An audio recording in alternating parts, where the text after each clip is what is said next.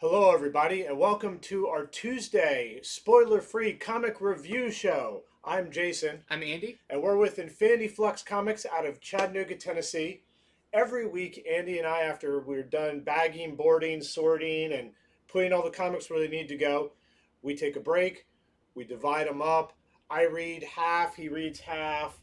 We fight over which ones we're reading, and then we do this show where we tell you all about the new comics that are coming out today and tomorrow so that you're prepared to go to your shop and know, what comics to get. Mm-hmm. We try to do it in a spoiler free way. So we'll describe what a comic's about.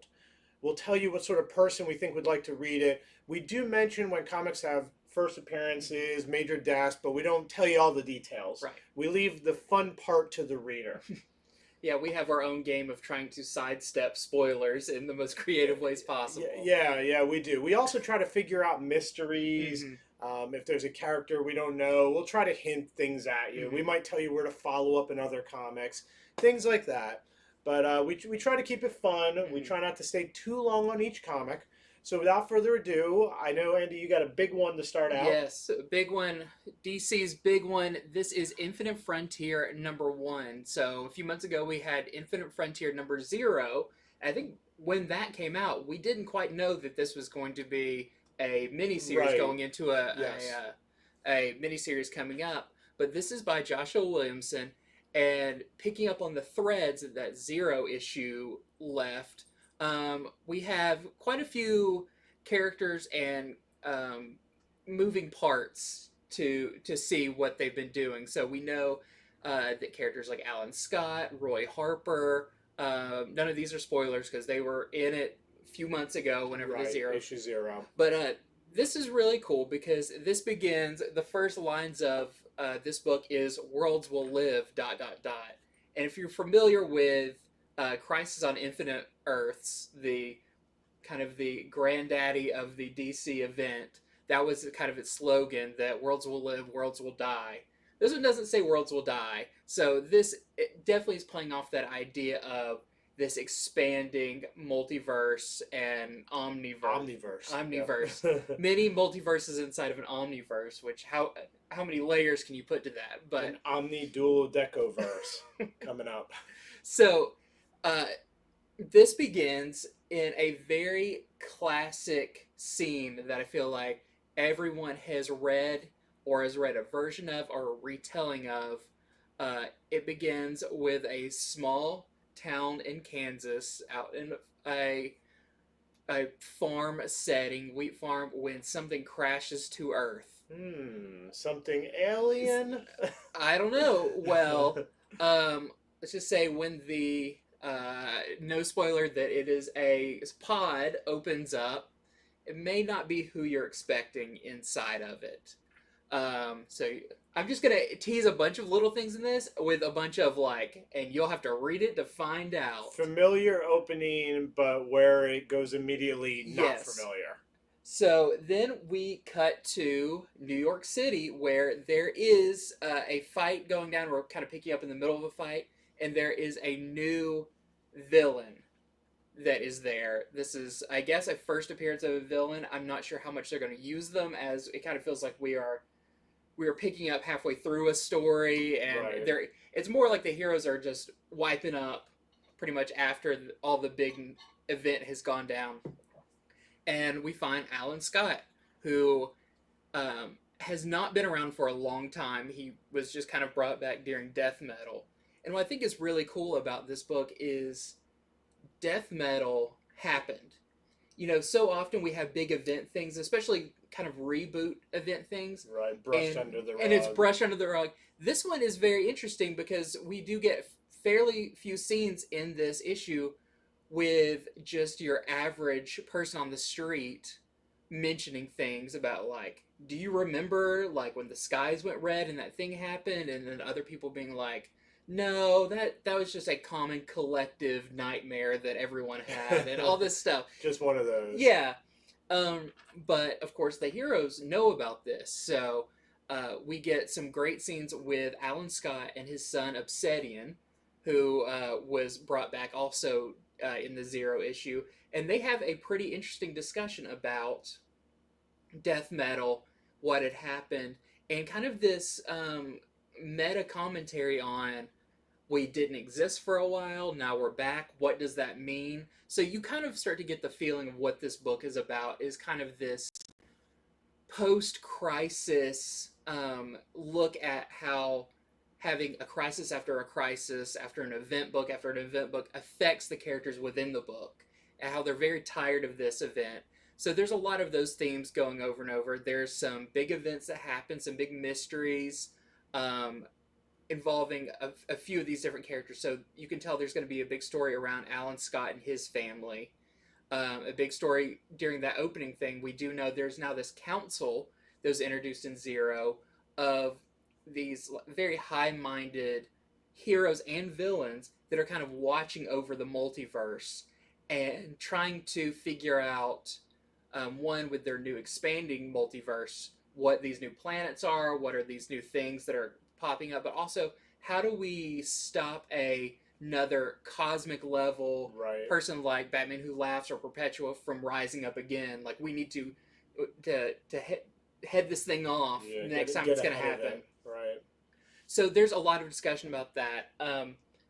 The other part I will mention is Flash was given a new job in number 0 where he is basically, since he can traverse realities with the Speed Force, he is running through all of them, kind of checking up on them, seeing what has changed.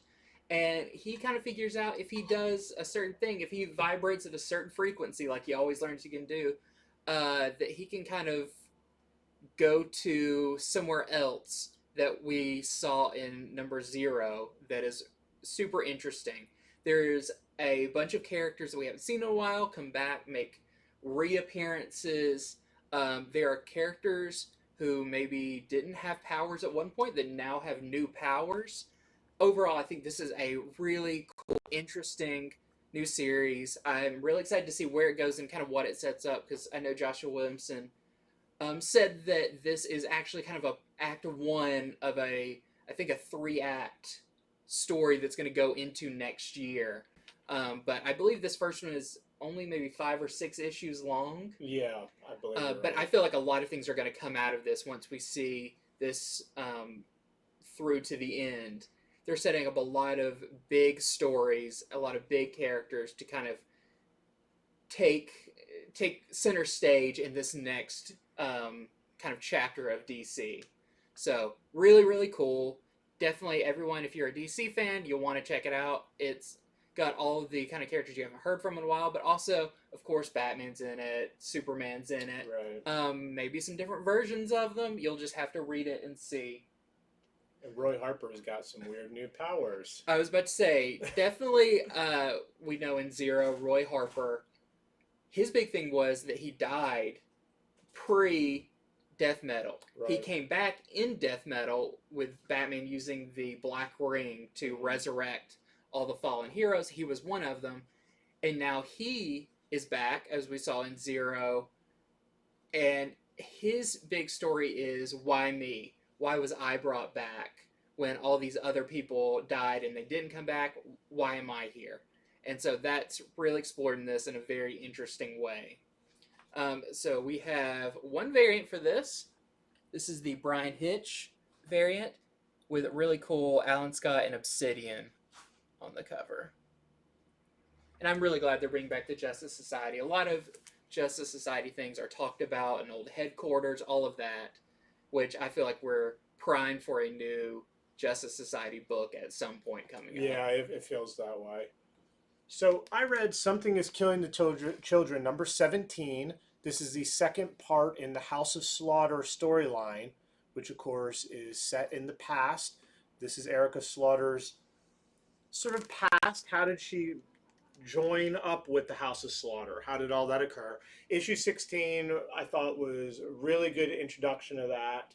Issue 17 is even better. So one thing about Erica that doesn't change, looking back on her as a child in this, is she is very defiant. Even as a kid, she's very defiant.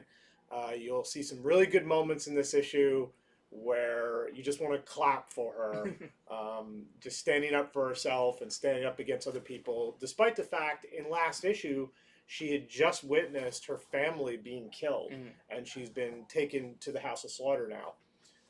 Some other cool things that happen in this issue, without spoiling too much, is you do get a cameo of a man behind a door who appears to be, maybe, I don't know if he's the highest up member of the House of Slaughter, but he seems to be the boss, at least over Jessica, the woman who, you know, we were introduced to last issue, who seems to be, it seems like Erica's sort of her protege now, the one who saved her. And he's also over Claire, who we've seen previously. So we get a cameo of this gentleman. There's not a word. There's nothing more than that. So I'm really not spoiling anything. I just need people to know, if they're picking up things for that, that that's a good, you know, reason to grab this. I really like the art in this, because the art, without any dialogue, you get to see a lot of rooms in the House of Slaughter. It's almost like a, it's not like they draw out the house, but it's just sort of like, here's this room, here's that room. Nothing said, no captions. And I mean, I just sat there studying these pages. I thought that was so cool.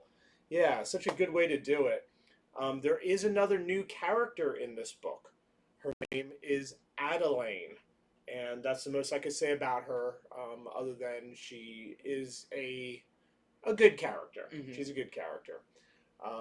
You also get to see Jessica's totem, and you get to see the totem of a lot of the other characters. So once again, I won't reveal what those are, but it's all in this. So a lot of stuff. This book leads up to Erica's trial, which sounds very, very scary. And you'll just have to, you know, I guess, wait for the next issue to see what that actually is. It has a variant. This is the glow-in-the-dark variant. There's also a really cool 1 in 25 for it, but we are sold out of that. So I don't even have it to show you. No one introduces new characters like James Tynion. He has such a way he crafts new characters where as soon as you see them, you're like, this is going to matter. This is not a throwaway character. Maybe because he's done it so much, like in Batman and Joker and all that.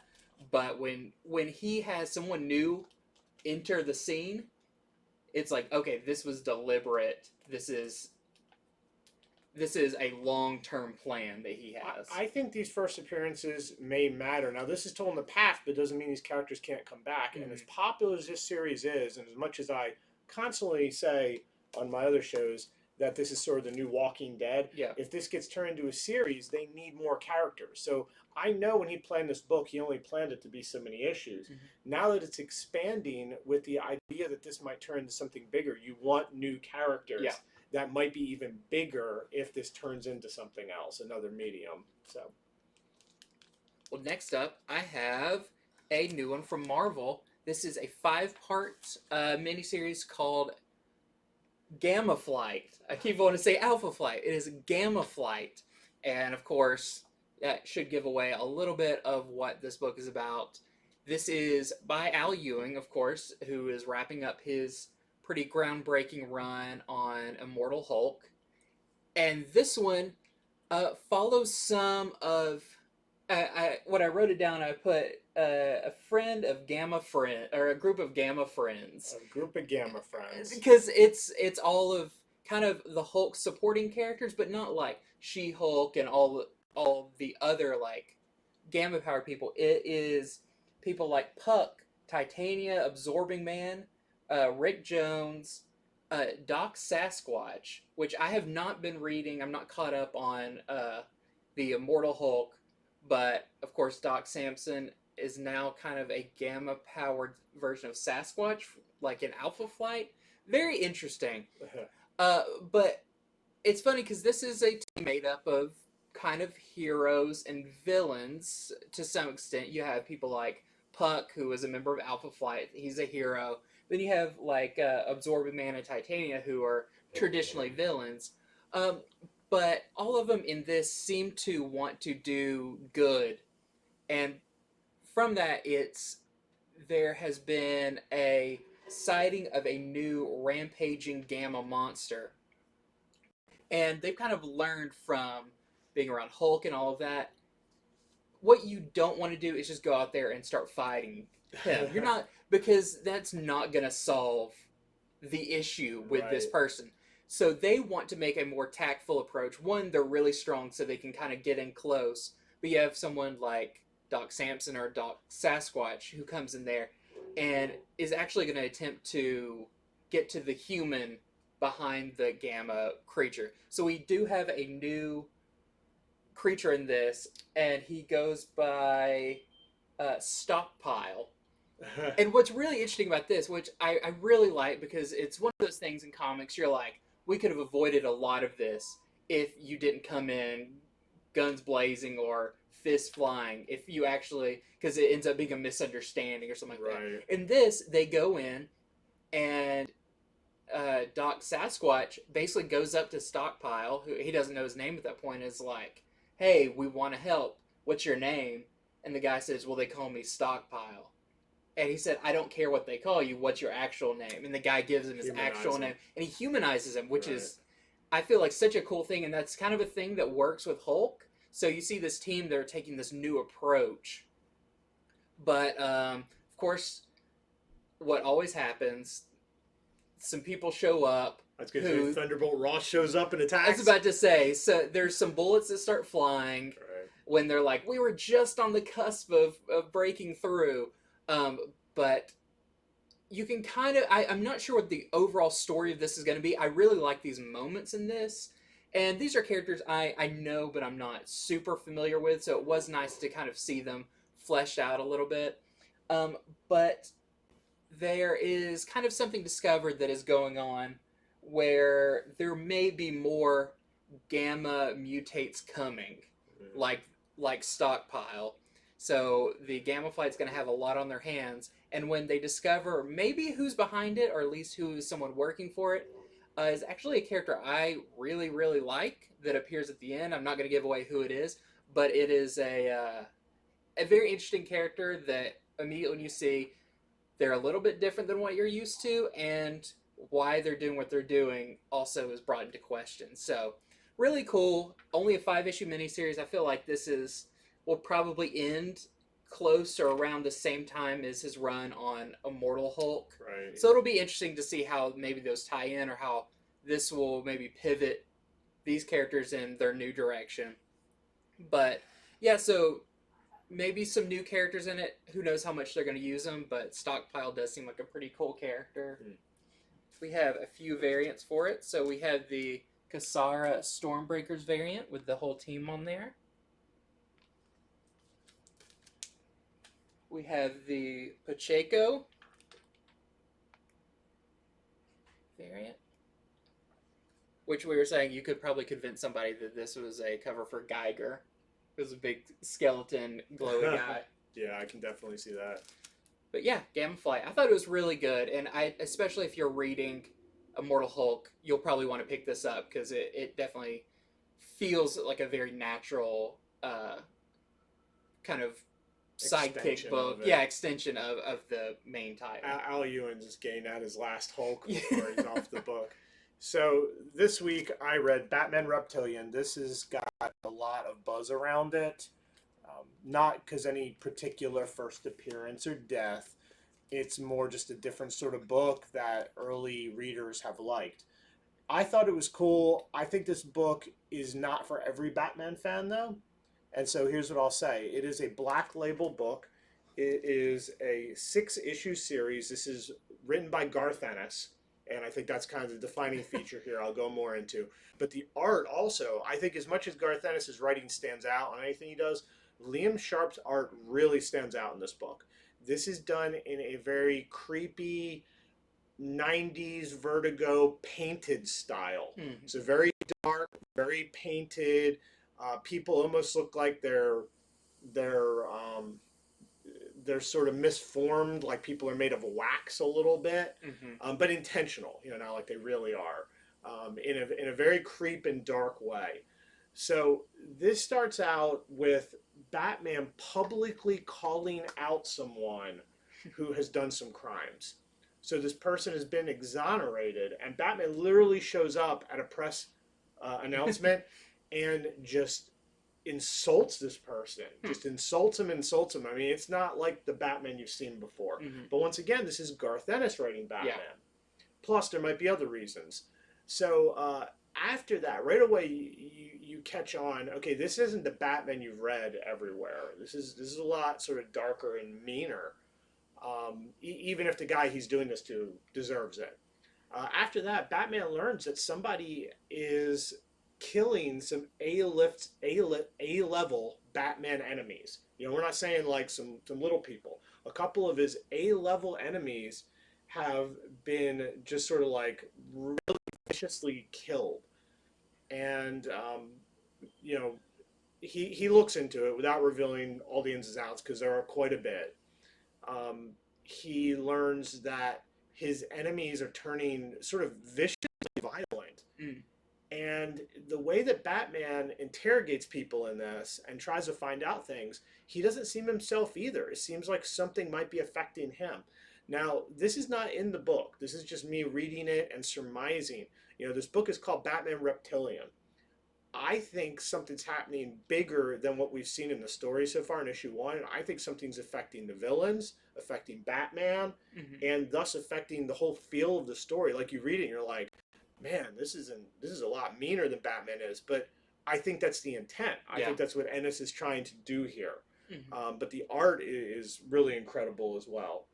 So let's see. We have a variant. This is the Hamner variant. You can tell Batman there is maybe not feeling himself. I know. Look at that eye.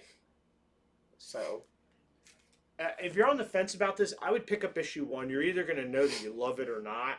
Such a Vertigo feel to it, though. And here is the 1 in 25 Mfkz variant for $30 is what we're selling it to for people with pull boxes with us. Otherwise, we just like to show you all the covers that we can. I mean, give you info on what to look for out in the wild. And I feel like that book, going into it, you're like, oh, it's a Killer Croc story. But it is maybe not that. Doesn't seem that way so far. So another really big book this week, one that is, you could say, probably 20, 30 years in the making at this point. 30 years in the making. This is Spawn Universe. Actually, is it Spawn's Universe? Possessive. That's right. It's his. It's his. He's running the show. So this feels very much like the kind of closing of a chapter and the opening of a new one. So we have a lot of people who jumped on Spawn at issue 300 and have stayed on, which I think is really cool. A great thing about Todd McFarlane's writing is Spawn, you'll never get the deepest story where you go in and you're like, I just can't figure out what's going on. At the end of the day, it's about Spawn and doing cool things. But this, we pick up with Spawn chasing after these criminals because we learn through the captions that heaven and hell are closed. And before we had, I mean, that's who Spawn always fights, is either demons or angels or whatever. Something has happened that has locked those away, but that also means that the ones that are on Earth are stuck there. And so Spawn is going around trying to figure out who they are because they're masquerading as humans and trying to eliminate them. And this kind of does come from what has been going on in Spawn before, but I definitely think this is a new reader friendly because it does kind of spell out a lot of the stuff for you about this is Spawn, this is what he's doing, this is kind of the current state of things. But we also get the impression that, and I really like this because it does feel like it is Todd McFarlane also talking about the series as a whole, where there is kind of a new guard in town, and it is... I didn't get that. Could you try again? No, Siri, I cannot try again.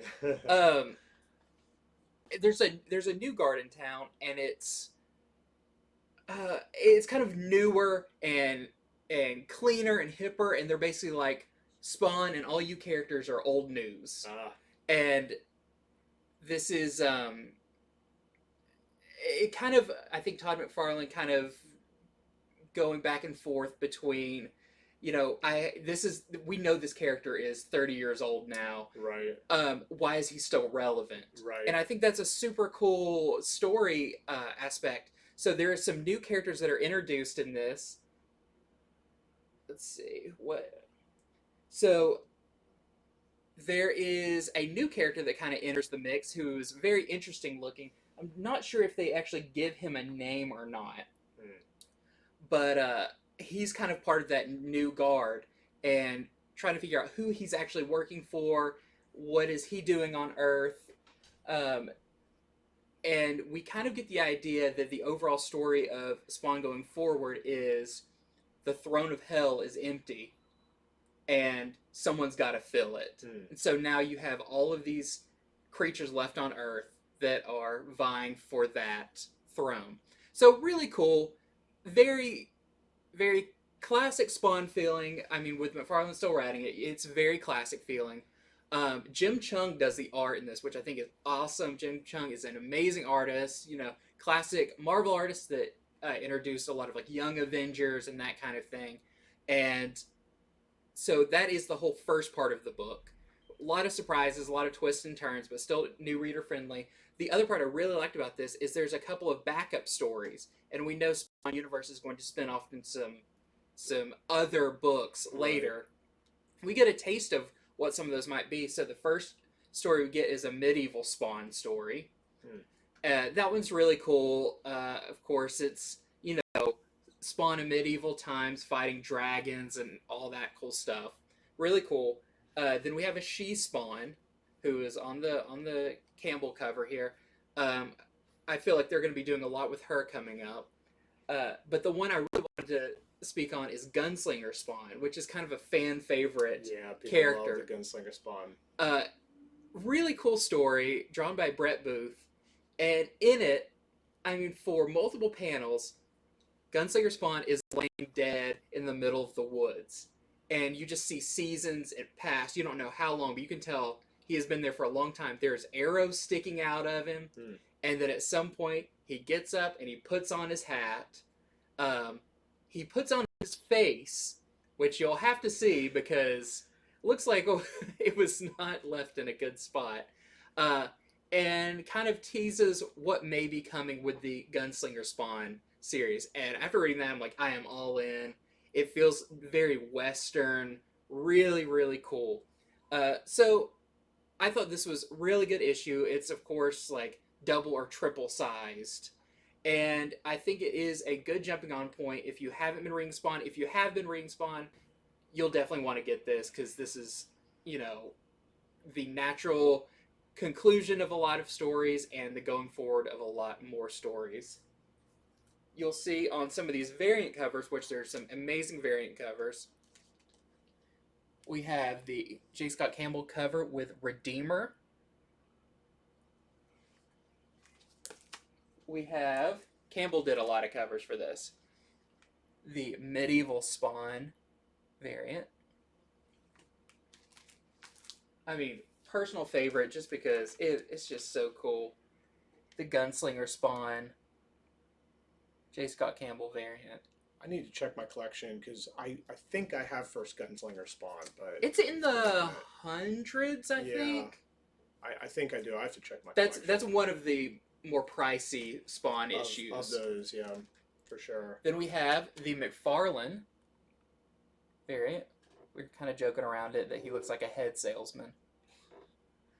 But really cool, kind of a collage of all of those supporting characters. Cygor, of course, is in this issue. One of my favorite giant gorilla characters, robot gorilla.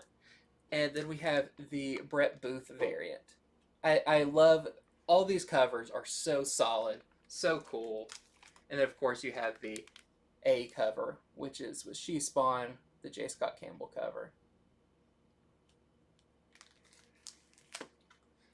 Okay, so one of the big books, literally in size and in people's anticipation, is Marvel Voices Pride, which is their one shot for Pride Month. This is a $9.99 book because it is triple, maybe even quadruple size. There are 14 different stories in it by all kinds of different writers and artists. including the likes of Mariko Tamaki, Steve Orlando, Kieran Gillen, Vita Ayala, Teenie Howard. So the big first appearance to get out of the way, and this has been all through the news, there is a first appearance of a brand new mutant. His name is Somnus. Now the funny thing to him, and once again this has all been out there for a while, is he apparently used to be alive, just not in any stories. You know, they're kind of retconning that One of character those, almost like what they did with Century. who lived ages ago and died, but because Krakoa can bring back mutants, they're bringing him back. Meaning it's not just a first appearance of, oh, he used to be around. This character is going to stick around. They even promise at the end of that story, you're going to see this character in Krakoa now. Somnus has a very cool outfit. I'll be showing off a cover with him on it. There's also, in my opinion, I believe it's the first cameo of this new Captain America character. Now, it's not a literal Captain America. There's the Captain America series coming up where he goes on a road trip. Somebody steals the his United shield. States of Captain America or whatever. And he meets all these little... he goes to these little towns where people have taken up the moniker of Captain America. They're like the local version. Well, the first one does have a cameo. It is in a panel of it, and I'll show you that character with the variants, of course. You know, it's a Marvel book. It's a Celebration book, so lots of variants for sure. Okay, so yeah, let's launch into the variants. So here is the Jimenez variant showing America Chavez. I think this one is very cool, very strong variant right there. Then this is the character I was just talking about. This is the Genicho variant, and that is that Captain America character. Once again, no dialogue or anything, so it would just be a cameo. But still, I mean, cameos matter a whole lot these days, more than ever, I think. And then we have the Anka variant. Nope. I grabbed from the wrong pile. That was the wrong pile. I grabbed from my Heroes Reborn pile. Here is the Anka variant. We have a lot of comics we're going over today. I've got multiple piles of variants. That's what happened there. And then here is the Coipel variant. This one makes me laugh. I feel like he is channeling Steve Urkel down there. I mean, the more I look at that face, that just makes me laugh. And then here is the Varegi variant with North Star. There's actually a partial reprint of the story where North Star comes out at the end of this. I mean, they don't redo it. They put the pages in there. Yeah, you're turning the pages, and then it's like, oh, there's a cover for another book, and then it keeps going. Yeah. This is the Sousa variant.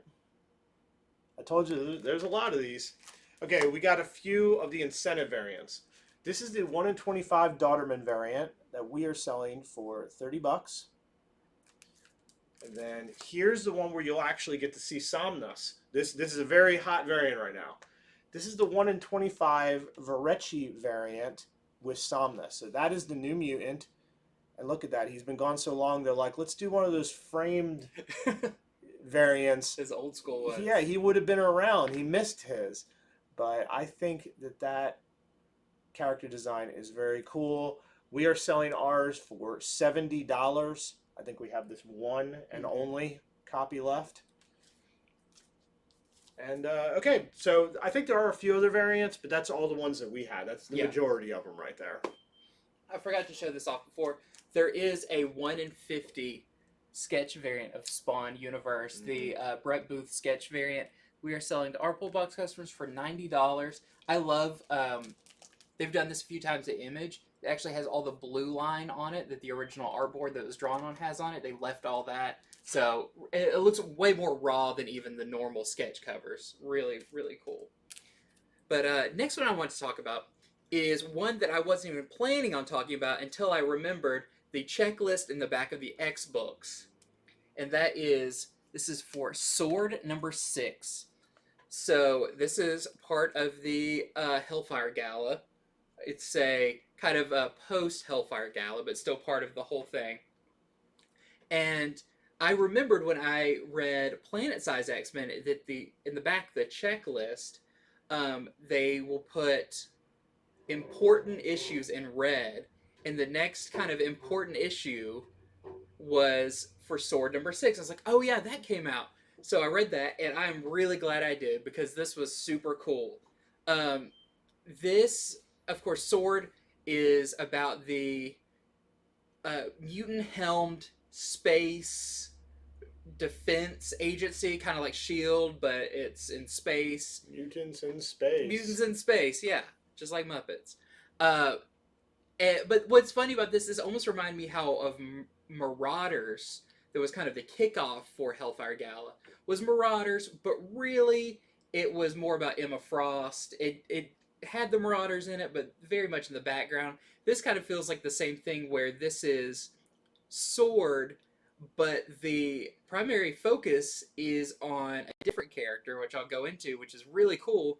So this actually opens after the events of Planet Size X-Men. So it's been out a week. You probably know by now what's happened, but we'll just say that something truly planet-sized. The X-Men are truly out of this world.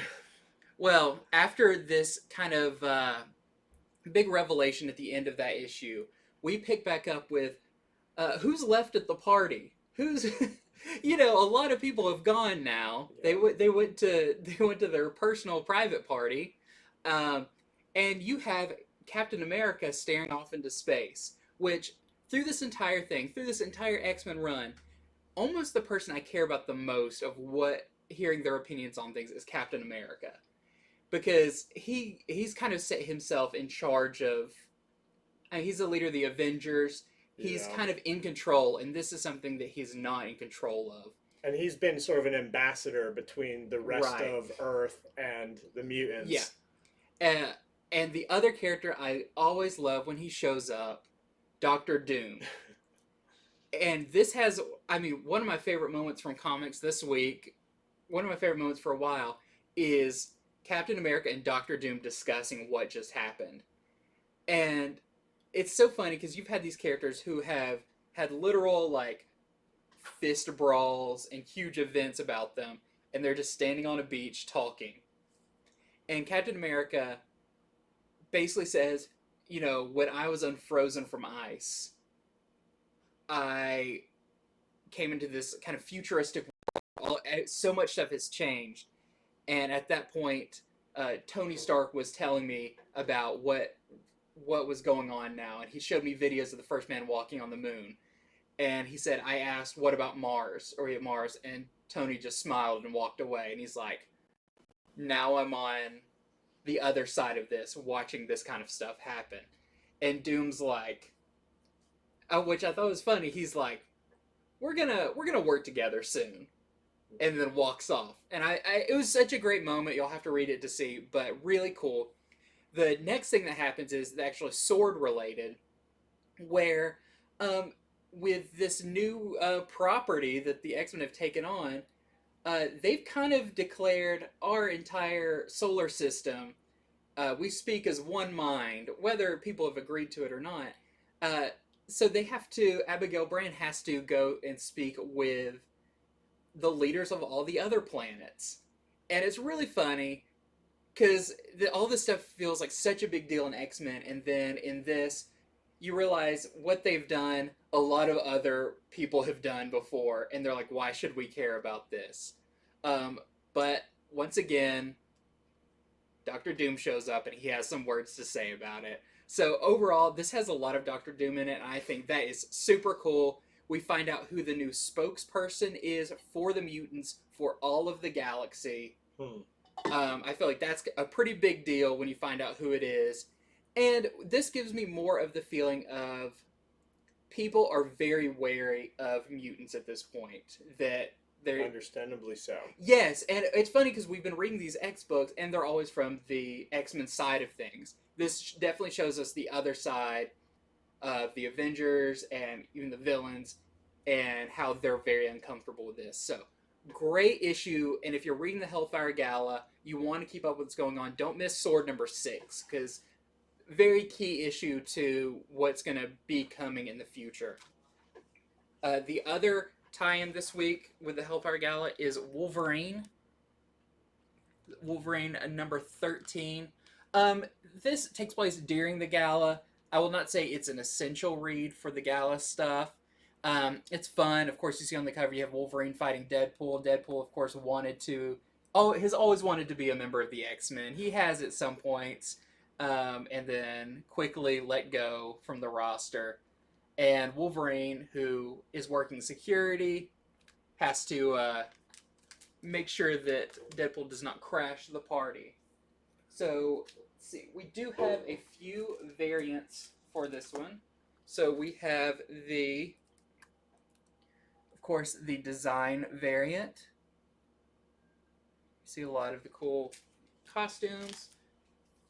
I love this one, kind of the Dodderman runway variant with Storm, with a cape made out of storms, and like her hair is like clouds. That's awesome. It's such a great one. We have the Wolverine, the Spider-Man villains, which that one is by Ryan Benjamin. We have the runaway one, the Dodderman for Wolverine with X-23. And then we have the Pride variant with Dakin or Dakin by Jimenez. I'd also like to add, also out this week is Way of the X number 3, Mm-hmm. Way of X number 3, which is technically a Hellfire Gala tie-in. Mm-hmm. I haven't finished reading it, but I'll tell you, I read half of it. I'm going to finish it later. Too many books to read this week. Yeah. And it doesn't have a whole lot to do with the gala. It starts at the gala and then kind of gets away from it. I think Way of X has its own story to tell, and I think it just made sense to have it tie in. But that's another one that if you're just picking them up for gala stuff, you could probably skip. But Way of X is cool in its own way. So I feel like a lot of the books, I'm glad they gave them, like, with this big event going on, they do need to address it because it is a mutant-wide event happening. But if your story doesn't pertain something that's going on there, you can touch on it and get back to what you're doing. Yeah, Way of X has to do with an Omega level mutant possibly affecting everyone, mutants that is, in a terrible way. And so yeah, they do the gala thing for the first few pages. Then they're like, okay, let's get back to this. You do get to find out if Nightcrawler is good or bad at holding his drink, though. I will say that. Real quick, the other thing I did want to mention for Sword, if you've been wondering what's going on with Scarlet Witch during all of this, which I'm amazed that we don't have her own series right now or whatever, that is, she makes an appearance, and very interested to see what goes forward with that because she's a pretty disturbed person. Yeah. And also Omega level. And Omega level. Yeah. And all this stuff is kind of shaking her up, but definitely read Sword to see what's going on with her. All right, so the next one I'm going to go over is a brand new one from Boom. This is called Good Luck. I didn't know what to expect of this one. We didn't get to read this copy, and the solicitation. So let me explain it this way. This begins 30 years ago. It begins in 1989, and these two godlike luck beings appear in the world. One is good luck, good fortune. The other is bad luck. And they roam around, and wherever they go, that's what happens. Whatever happens. Well, apparently they touch or they meet, and something sort of cataclysmic happens. The book is vague about it. I think this is going to get rolled out over the next few issues. So fast forward 30-some years into the future, and now that has happened, luck is like a force of science. They have ways to give people more luck, less luck. They have ways to measure who is lucky, who is unlucky. And all of society seems to revolve around this because of this cataclysmic event. Now, where our main characters come into play, the people you see on the front, is they're called the Unfortunates. And it talked about them in the solicitation. It said that they were born with no luck. Now, when it said that, I overthink things. When the solicitation said no luck, I was like, oh, does that mean they're just sort of flat line, like they could go more luck, less luck. Yeah. But what it actually means, and you should know it by the name of the Unfortunates, all they have is bad luck. I mean, these people, they're practically cursed. They are the worst. They have no luck. They can't gain any luck except through like some extraordinary means. So what does that mean for them, and why are they good characters for this tale? Apparently, they need these characters for this next to impossible mission. And in this, they are doing a simulation they've run time and time again, trying to get it right one time to get out of their training. They've been doing it for 7 years when a new member is added to their team. You'll have to see what happens from there. It is a very weird and different story. That's what I'll say. I've always been interested in luck. I think luck is an interesting thing. I'm an old school role player from back in the day. I have my lucky 20-sided die, and I have the one I threw up on the roof because it rolls too many ones. Is that for real or what? I had a bet once with a friend. We played a lot of the game Settlers of Catan. I told her, I feel I roll a lot better than you.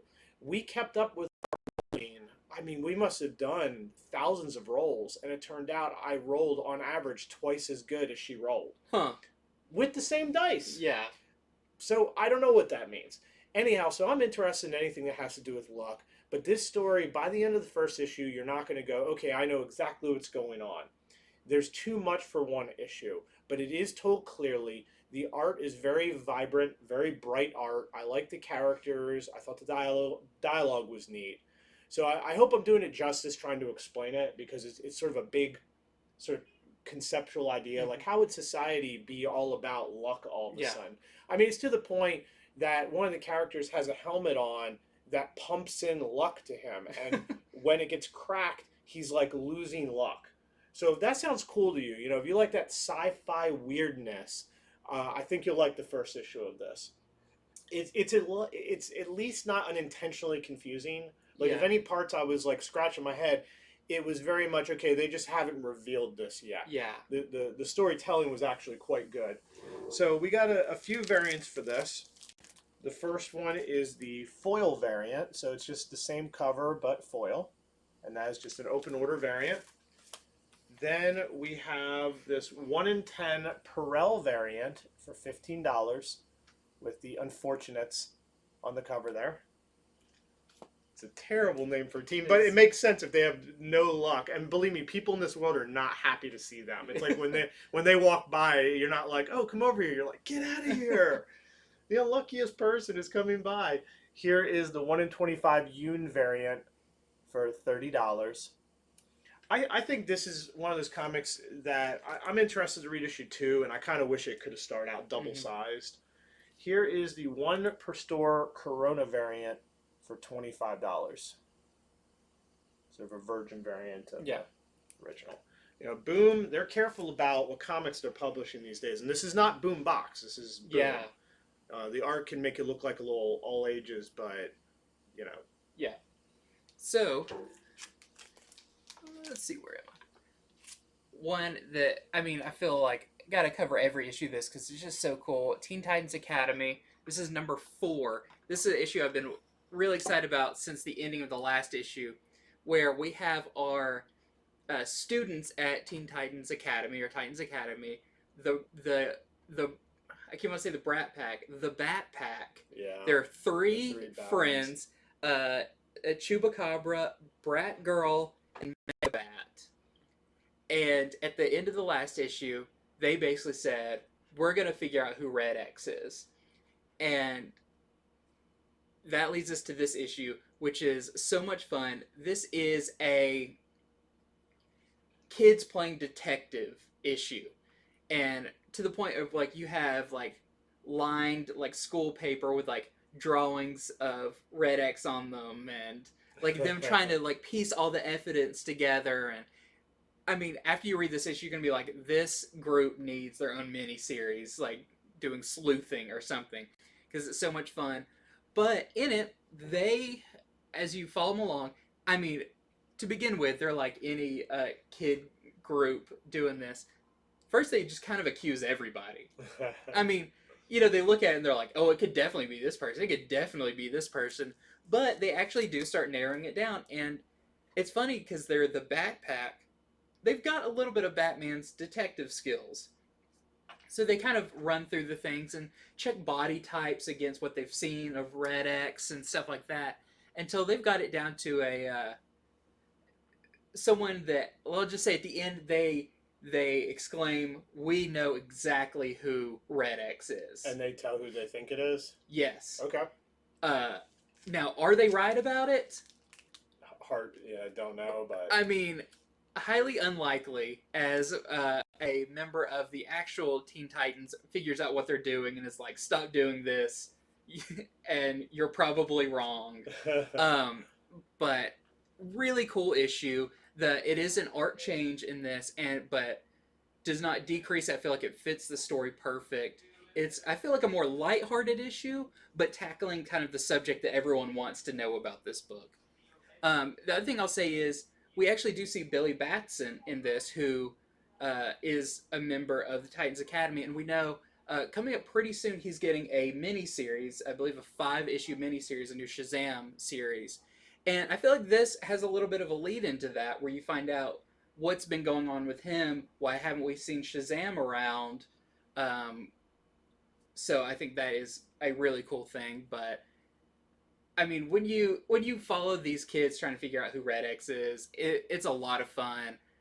And I hope they're right. I think that would be unexpected if, like, Yeah. eventually it's like, and they're right. And there is kind of a twist at the end that you'll have to see. So, really cool issue. I mean, that's still one of my favorite books coming out right now. We've got a couple of variants. So we have the Philip Tan variant. And then we have the Stephen Byrne Pride variant. Okay, so I read Brian Michael Bendis' new miniseries, at least the first issue of it. This is Checkmate #1. Of course, DC has had Checkmate series before. Checkmate is a sort of a counter-intelligence, counter-spy organization, and there is a new one that has formed. So why has this happened? This takes place after Event Leviathan. Now, Event Leviathan, that is a ways back now. Yeah. So you do not need to read that to jump into this one. I liked Event Leviathan quite a bit, though. If you want to pick that up in trade, I recommend it. I thought it was some really cool spy stuff. Bendis also did that. For me, Bendis, where he shines is good character dialogue. Some books, he's just not on, and those are the ones I don't tend to keep going with. But when he's on, he's really on. And with Event Leviathan, he was, and with Checkmate so far, he is. He's good with that espionage. Yeah. You know, because he wrote Alias for Marvel. He's really good at the detective and mystery. Yeah, and a lot of characters who don't necessarily get along, trying to get along enough because of larger enemies and larger forces.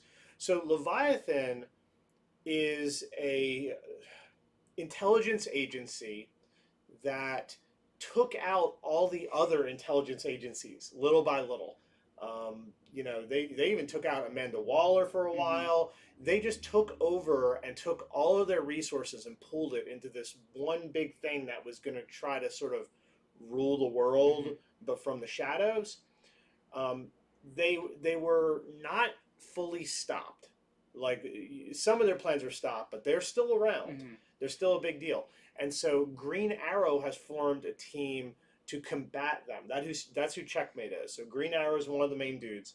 The other people in it, in Checkmate, is Director Bones. Who Director Bones is just more and more into things. I know. For years, never read anything with him. Now he's in 2 books this week. Yeah. Steve Trevor, The Hunter, Lois Lane, The Question, and there's another character who is called King. He's kind of their leader in a way. And I don't recognize King. I don't know if he's a character we've ever seen before. So to me, I think it's a first appearance of this character who they're calling King. And of course, it's King is in a chessboard. Yeah. So it could just be I'm missing. I poked around a little. I couldn't find anything out about that. There is the cameo of a new character in this. There is some buzz about this. There's a cameo of a new character named Damian Rose. Anytime Bendis has a new character, there's kind of buzz for it because so many of his characters have just blown up. Yeah. So I'd be remiss not to tell you that. I thought issue 1 was really good. If you want some cool espionage stuff mixed with superheroing, this is your thing. This is the thing to check out. So there is this awesome Taylor variant of Green Arrow. Everybody thinks when it comes to the smartest characters in DC, immediately you go to Batman. Green Arrow's up there too. Yeah. He is a great strategist. And so I'm glad they attached him to this book as far as being the one who recognized we need to form a team. We can't have Leviathan just spying on everybody. Yeah. So they're trying to take over. Yeah, and you could spend an hour naming off all of the big characters that Bendis has invented. Yeah. Miles Morales, Jessica Jones, Naomi, all characters that have eventually ended up in some other form of media. So he's one of those, like Tynan, if he creates a character, he has a full story for that character in mind and doesn't do throwaway characters. So, you mentioning that, I'm like, okay, I'm in. I want to see what's going on with it. I will mention one other thing. There's a really good moment in this because Lois Lane has been built up a lot too. Yeah. She was built up quite a bit in Event Leviathan, and she's an investigative reporter, and she's bit by bit kind of turning into a sort of a spy master herself. But she gets to learn firsthand just how much Leviathan has moles everywhere. Mm-hmm. It's a really good part. So, a book that has been heating up like no other. This is Stray Dogs number 5. So, Stray Dogs, I have been singing the praises of on this show, on Comics from the Future, all of that since issue 1. And I was going into it, I thought, oh, this looks cute, this is going to be fun. But after reading issue 1, I was hooked.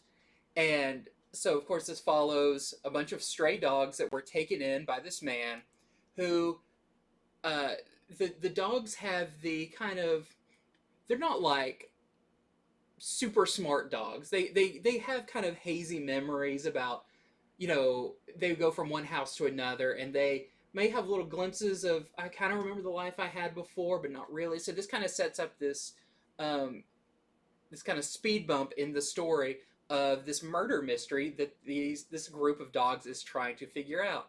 And of course, we've talked about the art. The art in this is, looks like a straight up animated movie. So it may throw some people off, and I think initially it did, with people being like, it looks like a kid's book. But when you realize, this book gets dark.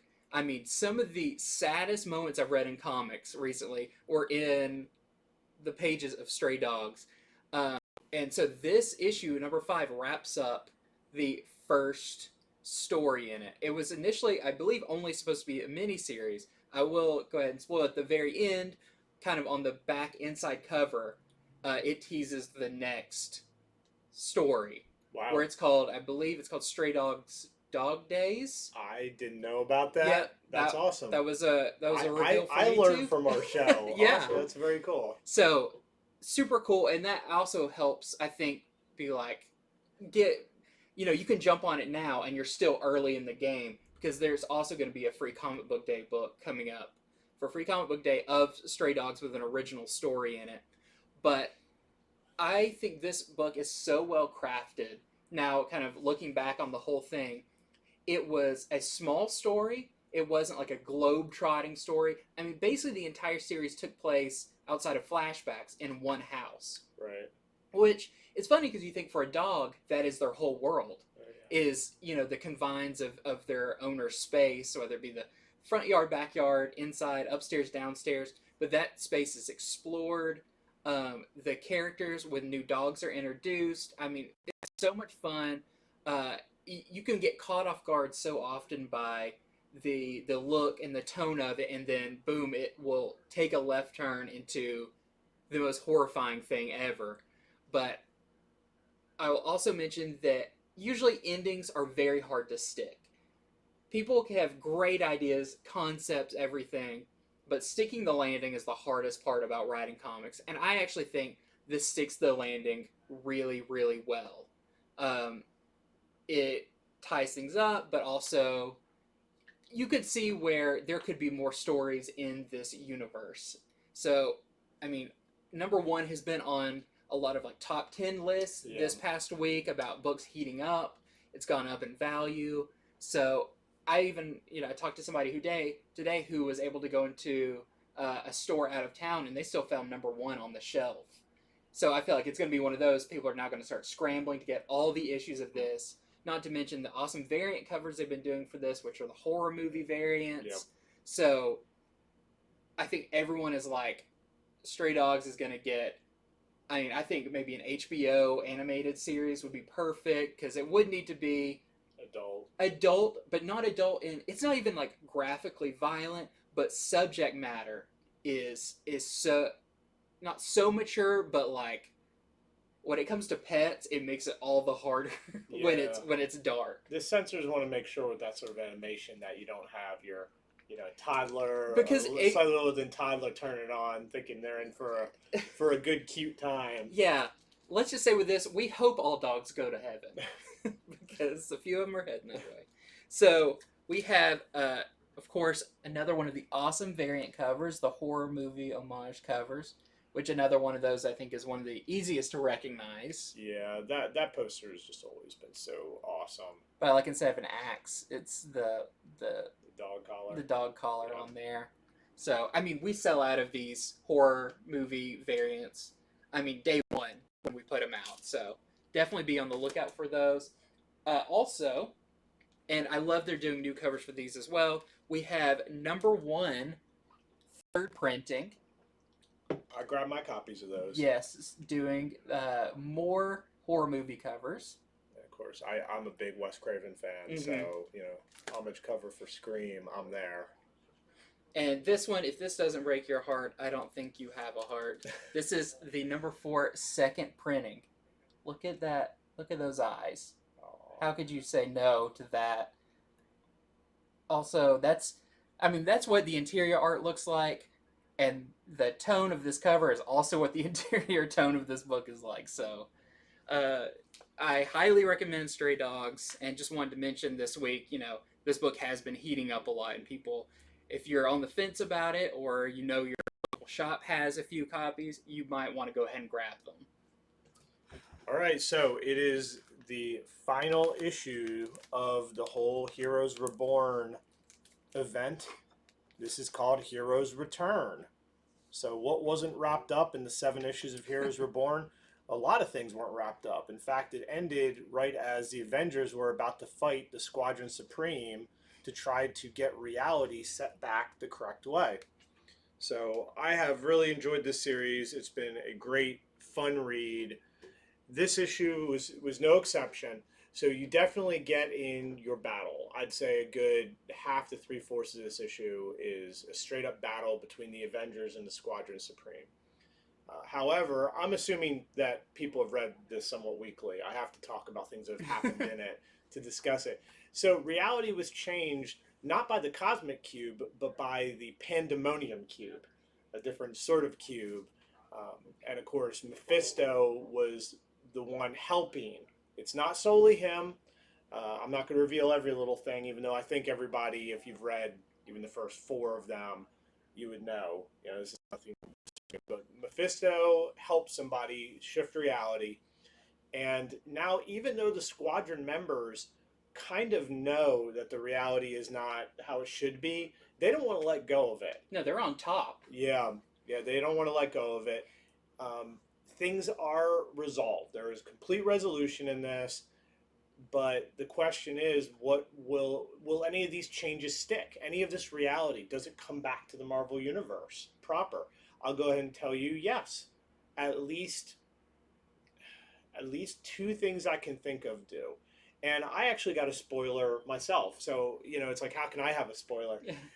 We got an advanced copy of The Next Avengers.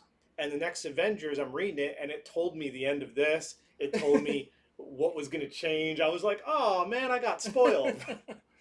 But there are some changes that you will see that are ongoing in the main Avengers series because of this. In fact, I'll go ahead and say it looks like a new member. I think it's a new member of the team. Also, the Squadron Supreme. What happens to them if reality goes back to normal? Will they remember anything? Will they still be around? It's not everything is completely wrapped up because the Squadron Supreme, they are very, very powerful. Yeah. They really are. And I'll say at least one powerful person at the end of this is discontent with the Marvel true reality and has set themselves up to try to bring back the Heroes Reborn one. Lastly, there is a new evil group that is revealed at the end of this. A major evil group with a very powerful leader. So that's the most I could say on all that. Every time you talk about an issue, it's like, how do they fit all of that into? They're long issues. Yeah. They are no one shots this time. I really like the one shots. I hope you guys out there took my word for it and picked up Final Flight, Weapon X and Final Flight. That was such a good issue. So here is the trading card variant that I accidentally showed off earlier. This is the trading card variant for the issue. Then we have the action figure variant with Black Panther as Ronin on it. And here is the Stormbreaker's Kisera. That's right, he's got two Stormbreaker variants this week. Andy showed off one earlier. What was it for? Gamma Flight? Yep. Yeah. And we also have the 1 in 25 McGinnis variant. We're selling for $20. McGinnis has done a 1 in 25 for each issue of Here's Reborn. So he finishes up his work with this one. Yeah, I'm sad to see it come to an end, but at the same time, you know, a story like that, if you drag it out too far, it wouldn't be as good. Yeah. So it was plotted really well, just following each of the squadron, and yeah, it's cool. Yeah, maybe now people are going to start comparing the next event to that. And, yeah. We've had, you know, now with the end of King in Black, Venom, and Here's Reborn, Marvel's had some pretty solid I think so too. crossovers. And with this event, it was good because it didn't pull in everyone. Even though Marvel reality changed, it wasn't like, okay, we'll gather every hero. Yeah. You were able to focus in on some. So Well, this week I got a couple of Wonder Woman just to show off real quick. So we have Wonder Woman. This is issue 774. And I could have sworn at the end of the previous issue, if you read the previous one, you kind of know in general that the Asgard story came to a conclusion and then teased where one was going next. I could have sworn this would be like start of a new story arc, but this is actually part 5 of the story. So I don't know if this is like an extended story or if, I mean, this entire run of Wonder Woman is going to be one continuous story. I don't know. But it does kind of feel like a new starting point. It does carry over a lot of the characters and themes, but, you know, if the first few issues were Asgard, this is moving on to a new location. And we know from the solicitations that we are heading towards the graveyard of the gods. And my feeling with this is maybe this is a little bit of maybe like a Dante's Inferno. Wonder Woman has a kind of a guide in this, and who better to be a guide in a Land of the Dead than Dead Man? So you can kind of see maybe that's playing off of like a Virgil type character. I don't know, but really cool. I mean, Wonder Woman. This has been such a really fun story of seeing Wonder Woman, who is just so uber powerful now, how she's kind of traversing all these different realities, and getting a lot of reveals about the kind of multiverse of mythology that she exists in. So we did have this issue come out, but we also this week had the release of Wonder Woman Black and Gold. I will say, this is not the A cover. We did not get in any of our copies of the A cover. Shorted, but we do have, I guess, the B and C cover, you would say. And I really love this cover, this Janet Paquette variant. But I feel like I'm saying this disclaimer every week, but you know how these work. You got your Batman Black and White, you've got your Carnage Red, White, and Blood, you've got your Wolverine Red, White, and Blood, and you have your Superman Red and Blue, and even your Red Sonja. Red Sonja, Red, White, Black, White, and Red. Yeah. I mean, everybody's doing these, and everybody's doing multiples of these. This is the same thing, but with this one, it is black, white, and gold or yellow, which does give a new, really nice aesthetic to the book that it is very different. I feel like with the reds, they definitely leaned into like blood and that kind of thing. This one is, I mean, she's eating a big golden bowl of spaghetti. oh, it's more regal. So you've got some cool things. This has stories by. It's because Wonder Woman has a lot of bling. That is true. Amy Mendez with Ming Doyle, John Arcudi, Becky Cloonan, Amy Reeder.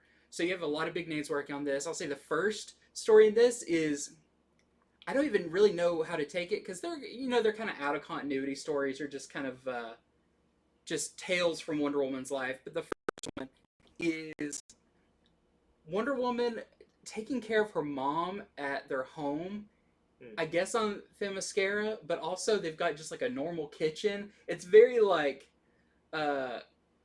normal family in this kind of outrageous setting type thing, which was really fun. And when Wonder Woman's heading out because her mom's like sick in bed, she gives her the phone number for the Justice League and it's like, call if you need anything. And it's really fun. That's what's always fun about these is they can tell stories that only they could tell in a book like this, where it wouldn't work into a big, grandiose main run story, but they can tell small, fun stories. So really cool. I love also anytime Becky Cloonan works with Wonder Woman, it's awesome.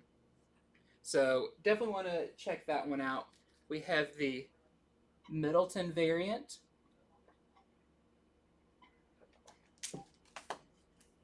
And then we have the 1 in 25 Freydon and Hope variant. It's a very kind of classic Wonder Woman that we are selling to our pull box customers for $30. All right, so I've been a big Black Hammer fan ever since it began. I really like what Jeff Lemire does. He's good at sort of deconstructing heroes of different ages, and I mean Golden Age, Silver Age, Bronze Age, and then creating an awesome story out of it. Yep. And so Black Hammer Reborn #1 releases tomorrow.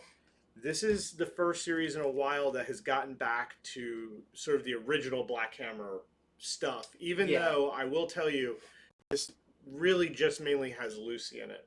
So I was interested to read this when I heard about the solicitation, because this is set 20 years after the events of Black Hammer. This is not in the future, though. I didn't realize, I guess at the time when I read it, but Black Hammer wasn't set in our current year. Black Hammer was set more in like 1990s, and so this is actually bringing it up to more our time. Yeah, when the writer's writing so much good stuff, you don't have time to go, oh, why aren't they using a cell phone or whatever to date it? You just don't notice. But this actually give the date. And so this is 20 years after the events of Black Hammer, after Lucy became Black Hammer. But right away, it is a whole different sort of story. Lucy, and this is in a solicitation anyway, so I'm not revealing too much here. She's quit using the hammer. She still has it, but she has given up superheroing, doesn't use the hammer, even though it's in her possession. She has a family. She has a husband.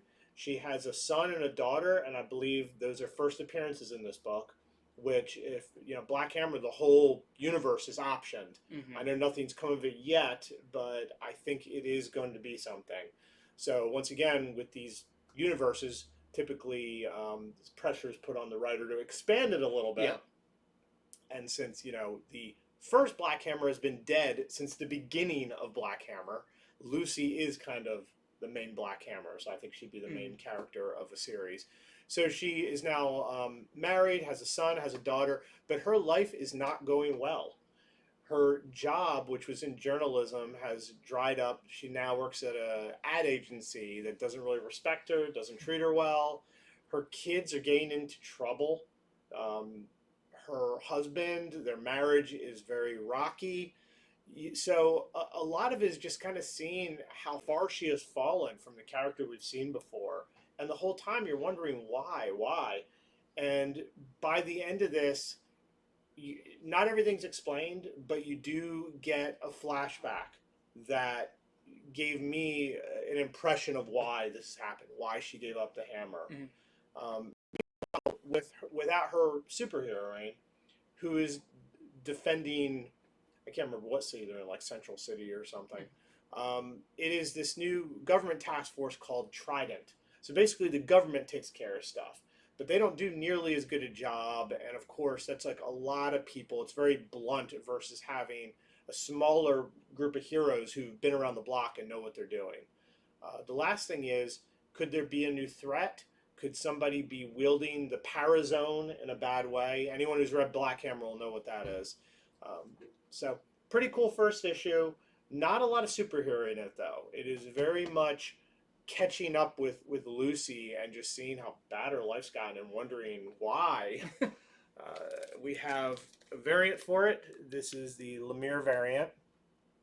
Love anytime they do an homage to first Beta Ray Bill. Yep. The Simonson homage variant. I'm excited about that because it's been a long time since we've had the ongoing Black Hammer book. We've got a ton of miniseries exploring it, but it's been a while since we had the end of the initial.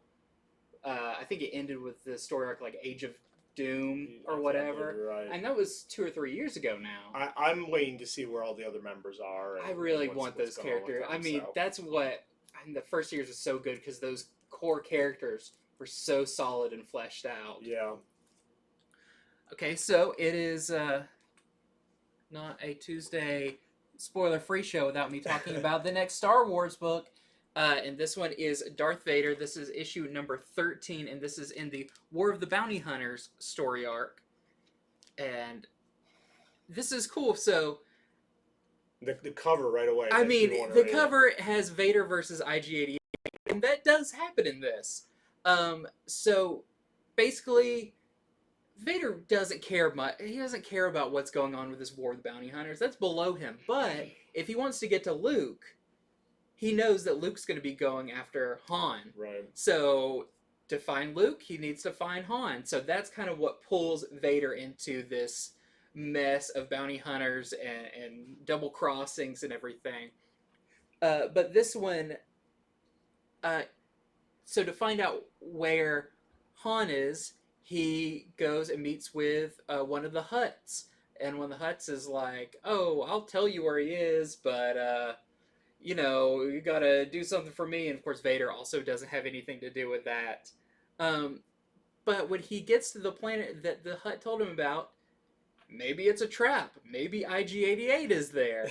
And it's really cool because it does tease something I feel like it's going to be bigger after this War of the Bounty Hunters thing. But IG-88 actually has a device that when he attaches it to Vader, he can kind of control Vader.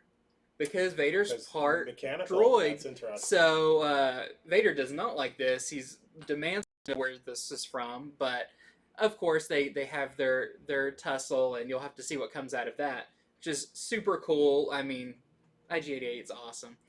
But the other thing I wanted to talk about this is there is another kind of final page reveal where you find out that someone, you know, Vader always hates the Emperor, like, for what he did to him. Initially he was on his side, but now he's kind of a pawn to him and everything. There's someone else who wants to try to overthrow the Empire. And there's a bunch of cloaked figures. And when it's revealed who they are, there is a new, from what I could tell, I was doing some research. I know a lot about Star Wars, but there's still a lot of names in Star Wars. But there is a new group revealed at the end, led by a character called Administer Moore. And I think it's a character we do know from the movies. It's a background character. But this whole organization looks like they are building it up. There's a bunch of characters, also cloaked characters, that you're going to have to see that I think are really interesting, but kind of teases what's going to be going forward, I believe, in Darth Vader. And anytime they introduce a new, like, this kind of feels like a very like cultish group. It looks really interesting, so I'm very excited about that. We have one of the variants for it. So this is the J.J. Kirby Pride variant. But, I mean, I'm always excited to read the next issue of Vader because there's always something to really dig into and stuff with this. And no exception here. This is another great issue of Vader. Vader's such a great character and so beloved. I think given like another 100 years, they'll turn him into a hero. It's like everyone just likes him so much. It's like, we gotta rewrite this story. But okay, I read Robin #3 this week. So of course Robin is on the island of the League of Lazarus doing the tournament, trying to win this tournament, and he's already down 1 point, aka life. Yeah, and so this issue is neat. This is a bit of a departure from the first two, because at night they're not allowed to fight. So it's nighttime, it's sort of break time, and Robin gets a new challenge. What is the challenge? The challenge is to go to this party the rest of them are having, to have a good time and make a friend. The hardest thing he's ever had to do. Yeah, somebody challenges him to do this, and he doesn't like it one bit, but Robin always has to take these challenges. So it's interesting to see. It's not goofy either. It's not like he puts on a Hawaiian shirt and pretends he's a fun dude. He shows off to everyone in a very Robin way. He does something that's pretty impressive and cool. And it's funny, he kind of wins everyone over for a second, but then they start talking about his dad, Batman.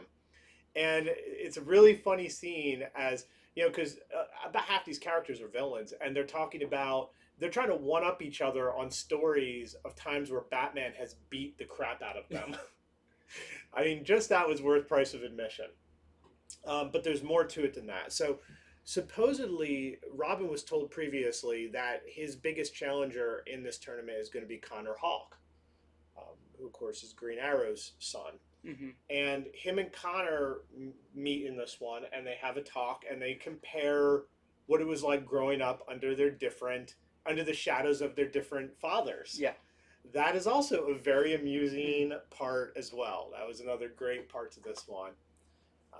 And there's so much more I can say, but I'll let people who are reading this find out for themselves. But what I will say is, by the end of the issue, Robin is once again left in peril, and he might be getting saved from a very major Batman character that we have not seen in some time. The only spoil I'll say to it is it's not Alfred. Alfred does appear in these issues, though. If you've read the past ones, Robin kind of sees him. He's like almost his conscience. His mind. Yeah, his conscience a little bit. But I didn't want anybody grabbing this going, oh, Jason said a Batman character I haven't seen in a long time. Maybe Alfred's back. That's not it. But it is another major Batman character that I was like, wow, I haven't seen this character in some time. And I'm interested to see where it goes, particularly between him and Robin, because there might be a link there, too. So I should say no more. I love the variant for this. The variant is great. This is the Francis Menopause variant. Yeah, the coloring of it just really works well, too. Cool. Next up, another just little one to talk about real quick. This is Sonic the Hedgehog's 30th anniversary special giant-sized issue. It's a one-shot for $8.99. And we have so many people who come in here and ask about Sonic the Hedgehog comics.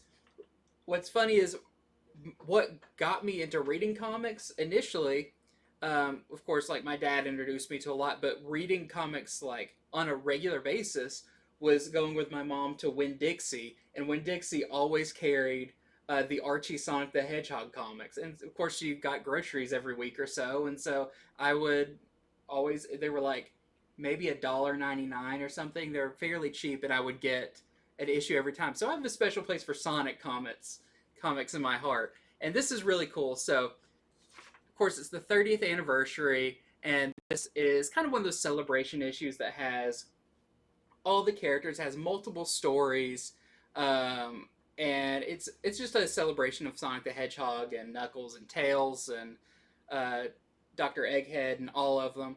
Really cool, really fun, good for all ages.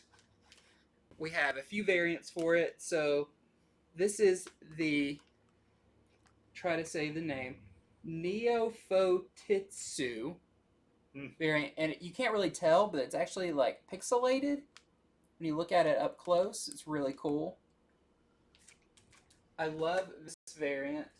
This is the 1 in 10 Spazinanti variant that we are selling for $45, and it just reminds me so much of like a cover to like a video. Yeah, an old Sega. I totally see that. Those colors, there's certain color to Sonic on those old box art. It's really cool. All right, also from Marvel, I read Reptil #2. I enjoyed the first one quite a bit. We're taking a deeper dive into this character because it started out with him going back, living with his uncle. He meets his cousins. It was their first appearance last issue. And one of his cousins had a power out of nowhere. Saves his butt at the end of the last issue. I mean, a surprise thing. And I told everyone, might want to grab that, because if they do anything more with this character, I think they're building up the people around him. And another character who has powers, that's a big deal. So last issue left off where there is another character, seemingly a villain, but it's hard to tell. He attacks them, but you know how these things happen. Who has an amulet just like Reptil's, who can also transform sort of dinosaur-like.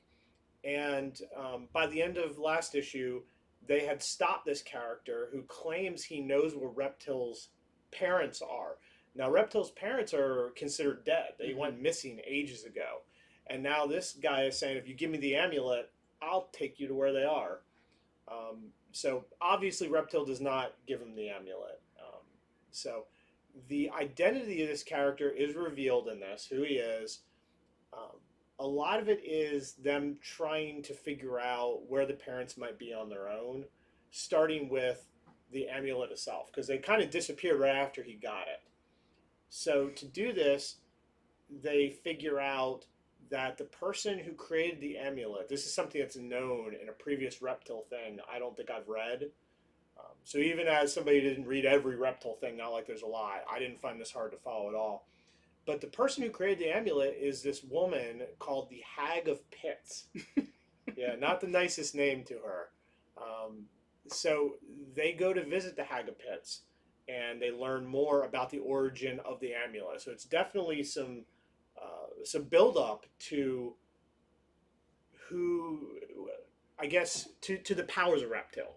I mean, often when a character launches, it's like, okay, well, it could turn into a dinosaur. How? This amulet does it, and that's all. That's all you need. Now, play with the character, go on adventures. Well, now they're getting around to, how does that all work? Where did it come from? Why? So very important origin stuff. Also, his cousin Eve, the one that showed the powers last issue, we fully learn what those powers are and why she has them, and they are used more in this issue. It wasn't just a one-time thing.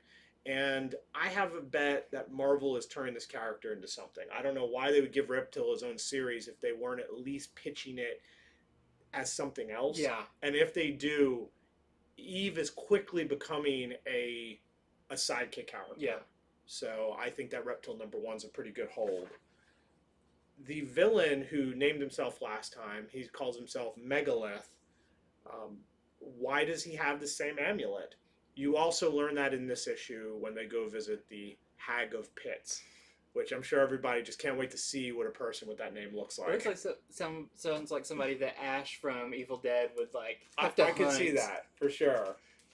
Here is the variant. This is the Ramos variant. So this week we had for another book from Bendis. This is Justice League number 63. This is the end of his first story arc, which has been very Naomi focused. Of course, Yeah. he created the character about her homeworld and some of the villains coming from there to our world, but a lot about Black Adam, Hippolyta. So this wraps up a lot of that stuff, of course, mostly with Naomi's backstory and her home planet. Now, what's interesting about this is it's called The Trial of Naomi on the cover.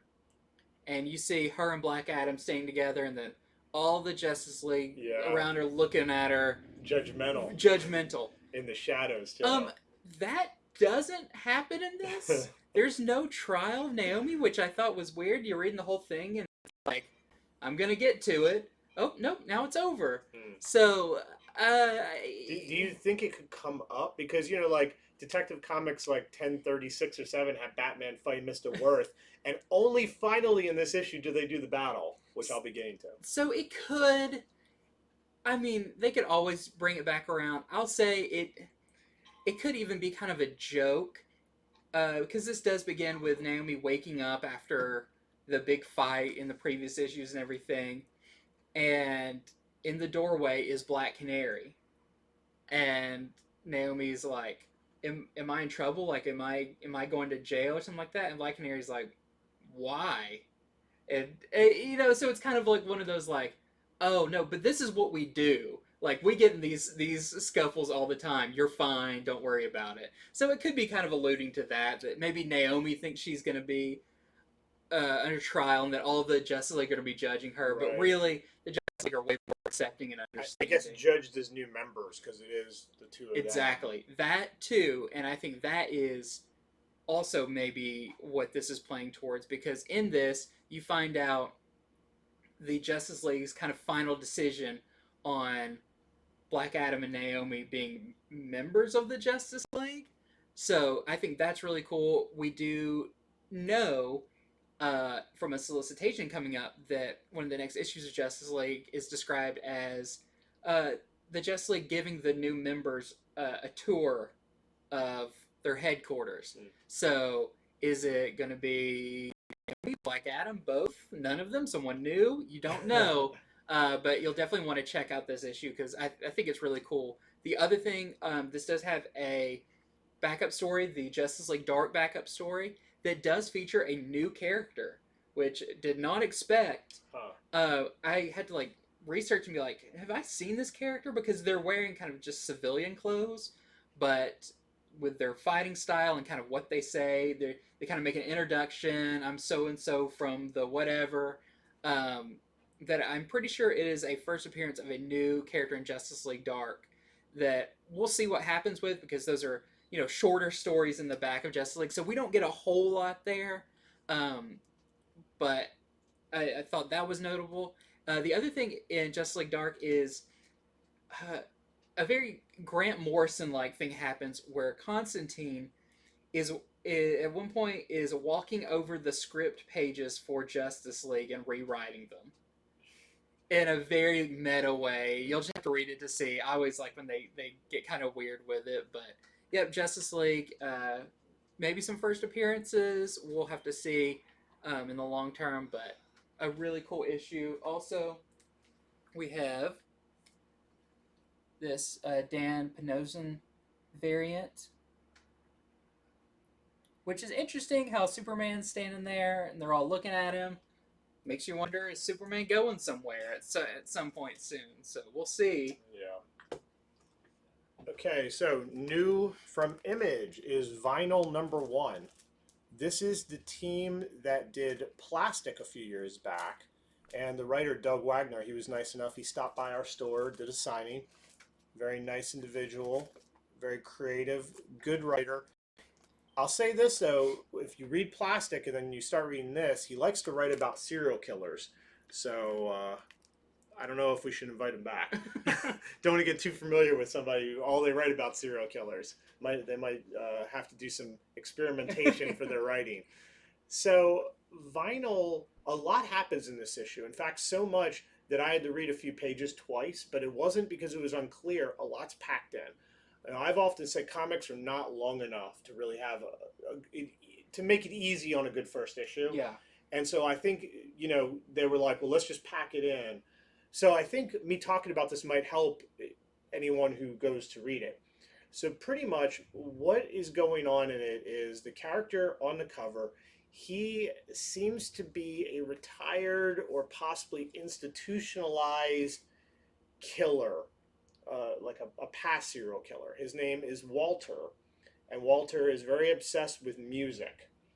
That's more the atmosphere of this, and I think it's going to have to do with where the story goes, because it starts by showing you where this is going a few days from now. Then you go back to present time. Well, Walter doesn't have a lot of friends where he's at. In fact, he seems like his only friend, even though it's not really his friend, is an FBI agent named Dennis. So you don't really know what their relationship is, other than Dennis doesn't like Walter and doesn't think he's his friend, but Walter very much thinks they're the best of buddies, probably because he doesn't get to see anyone else, and probably because he's insane. Yeah. So Dennis is trying to get information out of Walter. Once again, you're kind of just thrown into this. That's why I was like, this is really cool, but let me keep up. So what information he's trying to get? There was some sort of murder that happened that has to do with music.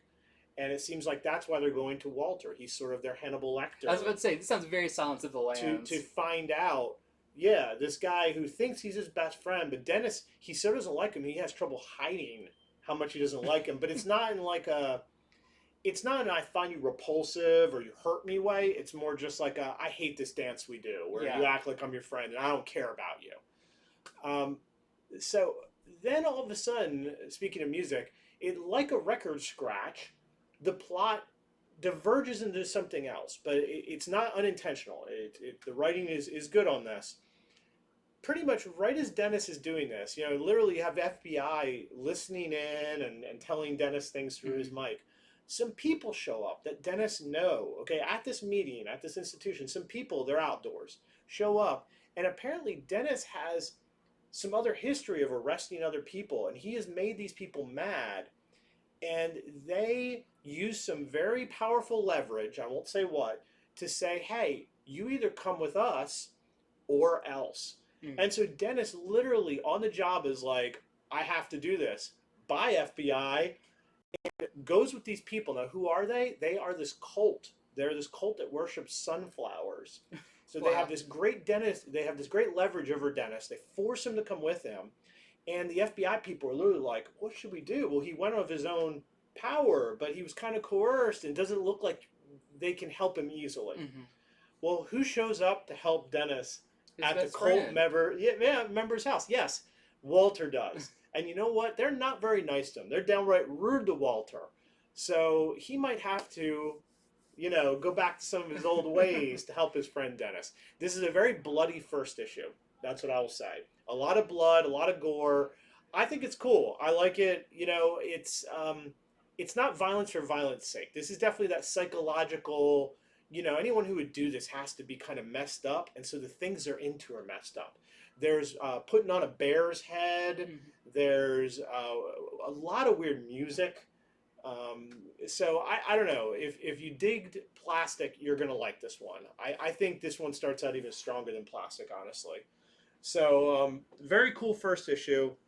And there is no variant for it. I believe there's one that looks the exact same, but it's just him with the bear mask on. Oh, really? But I think we may be out of it. Okay. All right. Yeah. So, another one from Marvel this week, Fantastic Four Life Story #2. And it's funny when you talk about these, when you say issue 2, it's 10 years later. So this is the Fantastic Four in the 1970s. Of course, this is like Spider-Man Life Story that takes place in real time. Every issue jumps about 10 years and retells the characters' history, I would say decompressed, maybe. But it feels like it'd almost be a fun writing challenge to be like, okay, well, if they all take place 10 years apart, when does Doctor Doom come into it? When do some of these other characters come into it? Well, the answer is in the 70s, 10 years after the Fantastic Four are, get their powers and everything. This kind of explores that era of the team where Doctor Doom is formed. You have their first meeting with Black Panther, their first meeting with Namor, which is interesting. So you start to get that weird relationship between Namor and Sue Storm. And, when it's told long form, a lot of this stuff maybe has been going on longer than it initially was in the original run. So these are always really fun. Spider-Man, I loved. This one, I'm really excited to see. It's one of those. The more issues that come out, the more excited I am to see what happens to these characters. 20, 30, 40 years later, and what stories do the writers try to tackle, they want to include in this retelling of it. So this one does get into some of the classic, their first meeting with Black Panther, Namor, Doctor Doom, all of that. Really cool. Also, I like this one because it has kind of a through story about Reed Richards having these nightmares about Galactus. Right. And that creeps up again in this. So definitely want to check this out. I really like this. I want to see this with so many things. I'd love to see an X-Men one where you have Wolverine and he doesn't chase through like any of the issues or something. There's so many characters you could do it with. Hulk, Hulk going from Hulk to Maestro or something like that. I don't know. But it's a cool format, and I really like it. I loved issue 1, and issue 2 was really good as well. There is a variant for this by Akko. And I love how they do the variants kind of in the style of the era. Yeah. So this is the 70s. We had that, like, last issue, we had the mid-century modern, uniform shapes, hexagons, all of that. Now we've got this kind of swinging 70s music poster type looking thing. So really cool. Okay, so I read Detective Comics 1038. I was almost even talking about it earlier a little bit. So this finally has the fight between Batman and Mr. Worth. Mr. Worth, of course, he's a few things. He's a really, really, really big guy. He has a ton of money. They've retconned him in as far as his family helped build Gotham, so they're making him a big deal. But more than that, his daughter was murdered, and he is blaming Bruce Wayne. He also thinks Batman might have something to do with it. So in this issue, Batman and him finally have their battle. Mr. Worth is huge compared to Batman. Like, if you get to the panels like that, he's like, even Batman fully garbed, Mr. Worth is just bigger than. He has a hard time getting through some doors. For sure. Well, maybe this explains it, why he carries. In this, he also has a bazooka. So to make his own doors. Correct. He goes up against Batman. They're in the sewers. He's bigger than him, and he has a bazooka. So that's what's going on about that. So can Batman clear both his own name and, of course, his alter ego name of Bruce Wayne? Because they're literally both wanted by the police and Mr. Worth. And on top of that, what is the mayor's advisor, whose last name is Vile? I don't know how he was ever hired in a superhero book or in Gotham, but we've seen this character for a few issues now, and we know he has something to do with what's going on, is killing people. But what is he really up to? That's explored in this issue. Then there's a backup story with Penguin, which it's kind of funny. It's a whole story of its own, but Penguin is in the A story for 1 minute, and in that minute he finds out Mr. Worth has done a bunch of bad stuff towards Bruce Wayne and Batman, and he's like, oh, maybe I should take his call. Maybe I should call him back. Well, then in the B story, which is all just different, it starts with he has a call from Mr. Worth, and he's too busy. And he's like, I'm not taking this. I just thought that was a funny little thread they put between those two. So, of course, with all the Detective Comics lately, we have the wonderful Lee Bermejo variant. And yeah, that's about as big as Mr. Worth is compared to so Batman. big he can't even fit on a cover. I know. How they're not saying this guy isn't super powered to be that large is beyond me, but, Like he's got some kind of like Bane venom running through his veins or something. Yeah. So, 2 for 1 here. We have Superman. This is number 1032, and we have Action Comics number 32. Just add a 10 to it. It's Superman week. Yep. So, the stars aligned, and we got 2 Superman books.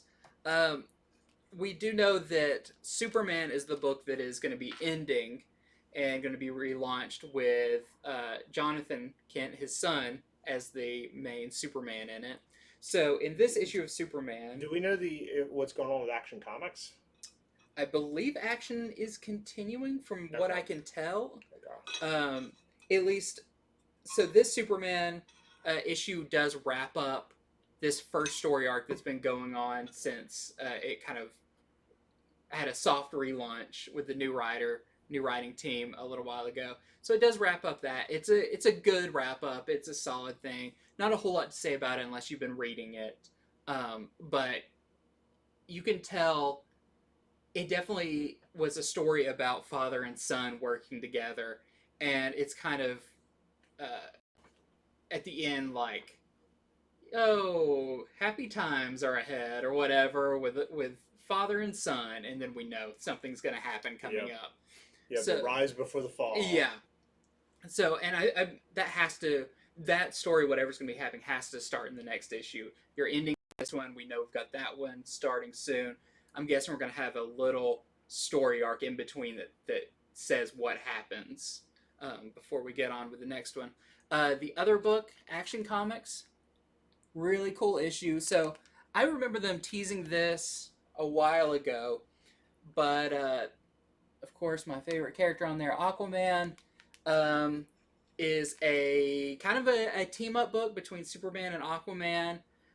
You'll have to see it, read it to figure out exactly how. But that's why I think action may be going on. I would have to double check on that because this is kind of kicking off a story, whereas the other one is ending one. But with this issue, the main point I want to say about it is it has Superman and Aquaman fighting a kaiju, and it is one of the most accurate, like, cinematic kaiju as it's like coming out of the ocean heading towards a city, and they're like trying to stop it. Superman's punching it in the jaw. Really cool, very, very Godzilla with like glowy parts on it and everything. So 2 issues of Superman goodness this week you'll want to check out. There's a few variants. So for Superman, we have the In-hyuk Lee variant, like father, like son. And then we have the Action Comics Tedesco variant. That is your Superman of the week. All right, so I read Blue Flame #2. #1 very much impressed me. This is a very well-written and compelling story so far. #2 is just as good. So if you read #1 and you thought, hey, this is cool, but I need more. That's kind of how I felt at the end of it. #2 delivers on much more. #2, the story really starts to blossom. So there are multiple intertwining plot lines going on in this. Because somebody is told as the Blue Flame has been caught by these aliens who are judging humanity, and in this he learns a lot more about them. And it seems very severe, because in the first issue they're basically like, hey, you have to make a case for humanity going on. It is a lot more complex than that. It isn't, a million times over you've seen things where aliens are like, we're going to judge you. I mean, most recently, Rick and Morty, show us what you got. It isn't that simple. In fact, he tries to present it to them that way, and they're like, no. He even tries to tell them, you've captured me. And they're like, well, we can see how you see it that way, but it's actually this. And I like all those subtleties show how good the writing is. But meanwhile, there's the other plot that there was a shooting at an event where the Night Brigade, the force that Blue Flame is in, was at. And there are more revelations to that about who got shot. We follow another character from the first issue, and we learn that she has familial ties with Blue Flame, which really ties her in nicely. There's just so much going on in this book, it's hard to talk about it. But if you want a really good read with superhero types, but it's not about superheroics, really. That's what Blue Flame is about. It's more a story about a good tale and just a lot of things. It's hard. It's really hard to talk about it without revealing a lot to it. It was really hyped for the first issue. Yeah. And you read the first one and were like, this is not what I was expecting, but I need the second issue to really get it. So it's good to hear that it keeps it up. This is a very big concept and very big ideas going on in this. I would, liken it to maybe like something Tom King would do, I guess. That's I think in fact, yeah, the Tom King crowd would definitely like Blue Flame, is what I would say. I'm enjoying it. It's like Tom King really on his game. So I hope some people out there are giving it a chance of reading it. And we have this variant by Yoshitana.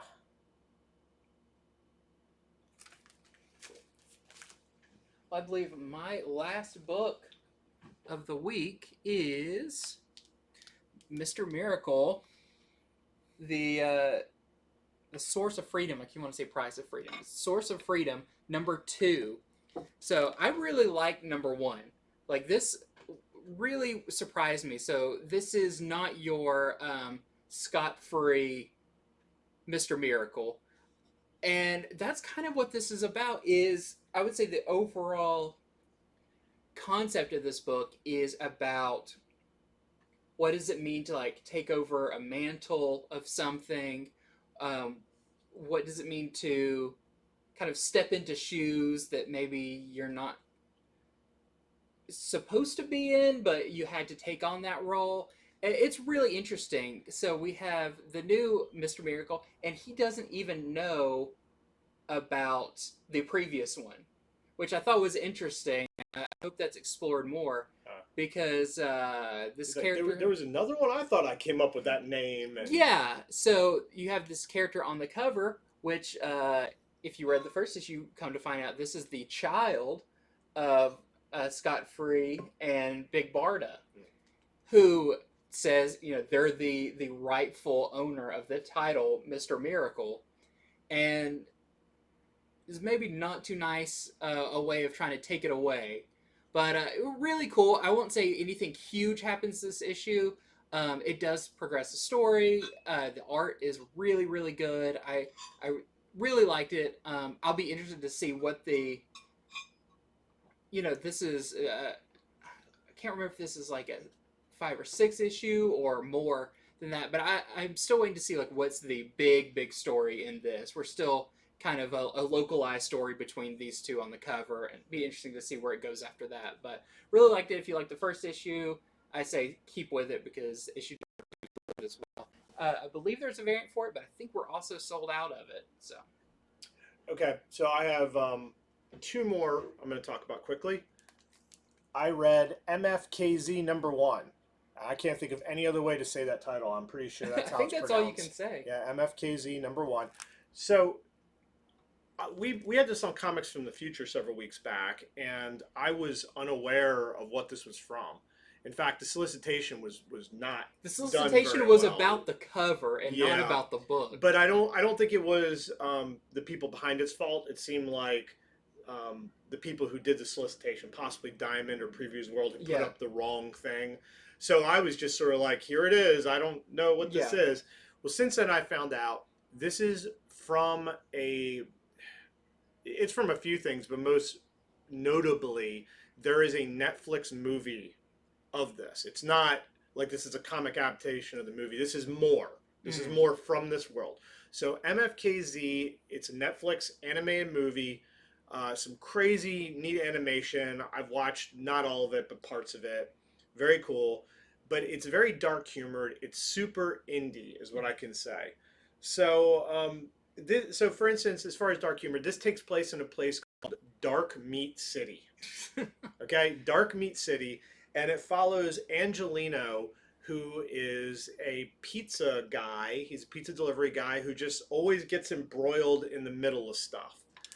And you'll see he's that character there.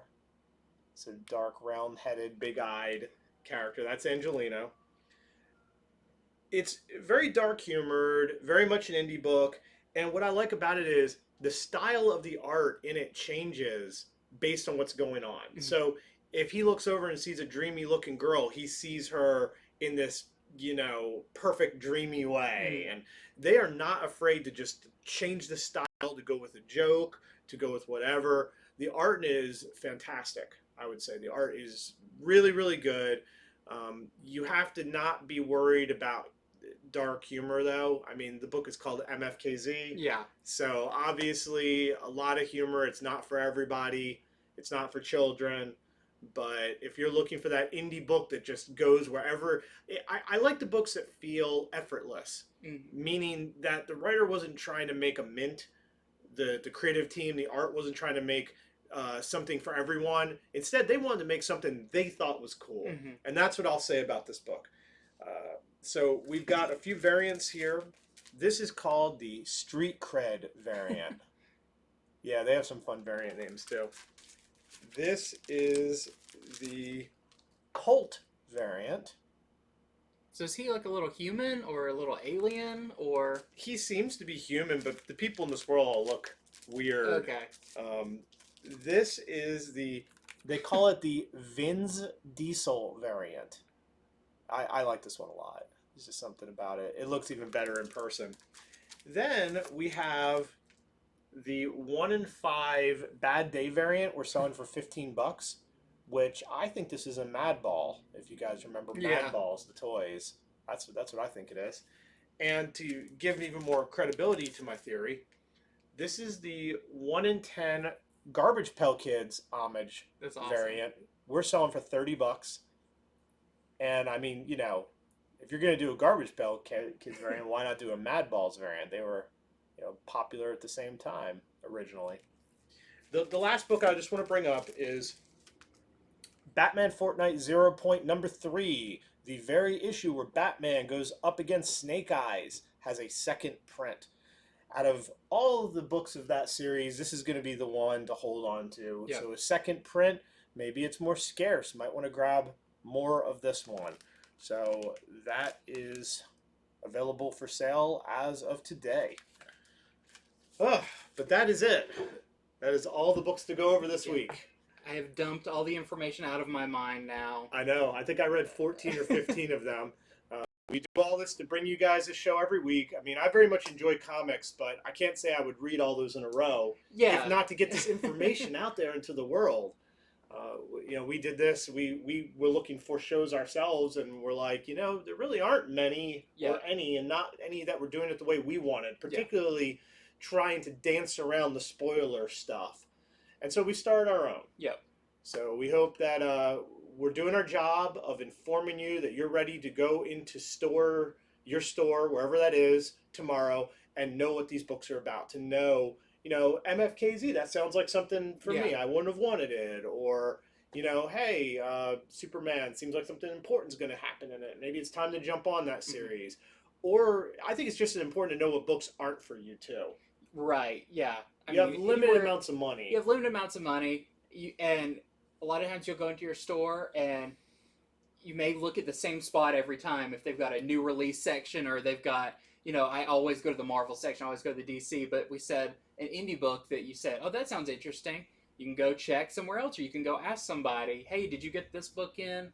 I think information is one of the hardest things for comics to get out there. Because it's a weird mix of, like, they're cryptic because they don't want to give anything away, but in that case, sometimes people don't hear about it, or that it's too vague, or people don't know if it's for them or not. Yeah, so. Most marketing departments, especially the bigger you are, like Marvel or DC, they will only allow a certain number of sentences. Yeah. And some books will not be described that way. So, you know, that's just how it goes. But that's okay. It falls on us to help inform you. So thank you for watching. If you're watching us on YouTube and you haven't subscribed, hit subscribe. We're trying to get to 1,000 subscribers. I think we're at 935. So we're definitely heading that way. Yep. I'm hoping maybe by the end of July we will see, but every little bit helps. We will be back on Friday with our show Comics from the Future, where we go over all the open order comics while they're still available to order as many as you want. On that show, we often show covers that have just been released hours before. And often we get to read preview copies. Mm-hmm. So a lot of times we'll tell you, order up on this because major thing happens. Yeah. So thank you for joining us, and we hope to see you this Friday.